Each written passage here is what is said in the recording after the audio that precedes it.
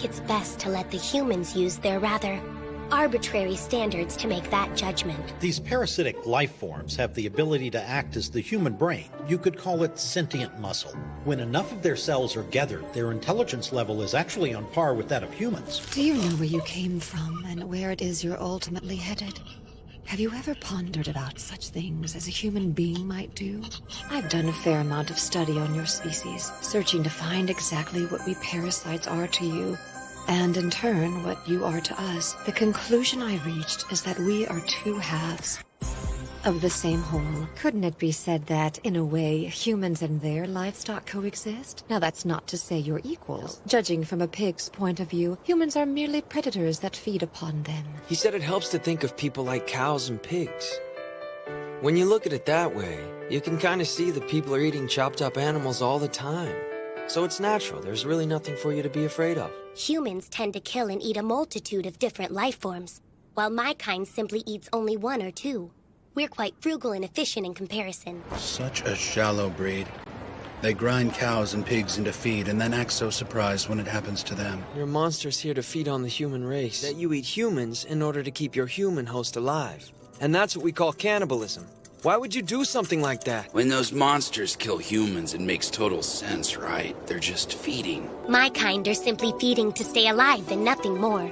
It's natural for life forms to feed on other life forms. You just find it unpleasant that it's your own kind that is being eaten. I know that we are still evolving. We've learned that recklessly slaughtering human beings for food is not a wise option for us. But still, we are not capable of developing true human emotions. We don't know sympathy. I am an ally to myself and myself alone. I am not an ally to the human species. I don't have the same sentimentality as humans. Which means that even killing my own kind has no effect on me emotionally.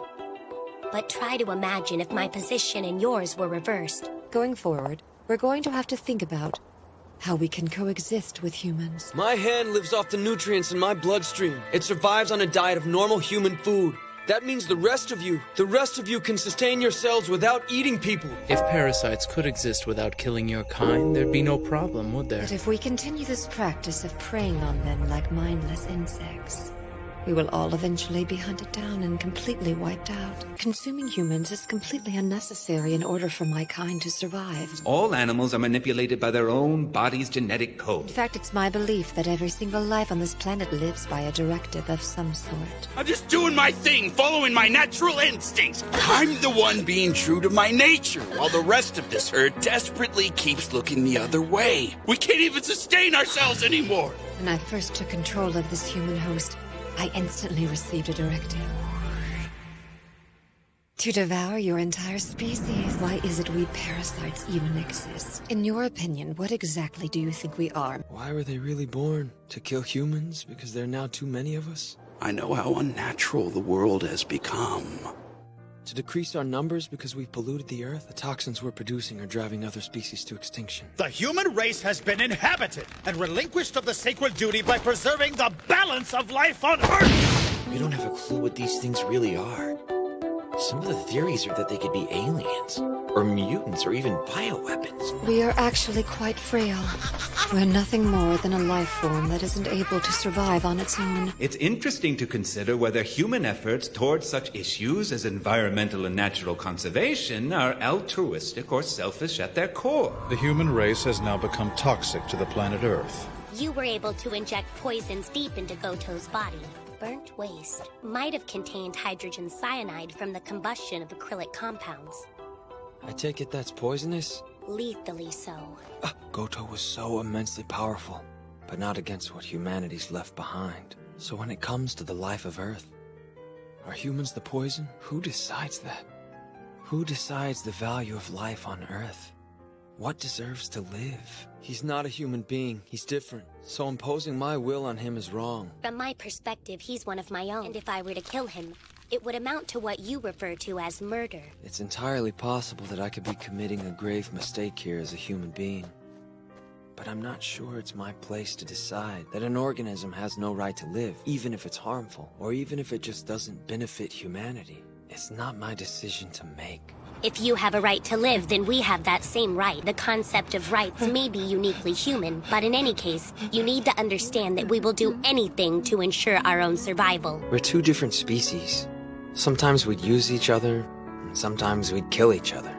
But we may never truly comprehend each other, because you can never possibly understand someone when you judge them by your own standards. I believe it's arrogance that makes humans think we can sympathize how other life forms feel. Humans are so fond of grandiose ideals. You grasp onto the notion that all life on Earth is sacred, yet you don't behave in such a way. Altruism is action undertaken for the sole benefit of others. It's the opposite of self-interest, and would seem to have no benefit for oneself. If anything, the action tends to help others while being disadvantageous to the actor. If you really do care about humanity, then you have an obligation to come forward on this. Even if they turn you into some kind of experiment, even if that means sacrificing yourself, you have to think of civilization. You have to think of all of us. Isn't that what it means to be human? It's for the sake of self-preservation, sacrificing others in order to protect oneself. That's simply the way that all life forms maintain their existence. I'm nothing more than a lowly human being, and all I can really do is protect those close to me. I'm sorry, this is not your fault, but still, it's your fate. I have done some research into the concept of these demons you speak of, and I would say that humans are the life forms most closely resembling them. The humans had the upper hand right from the start.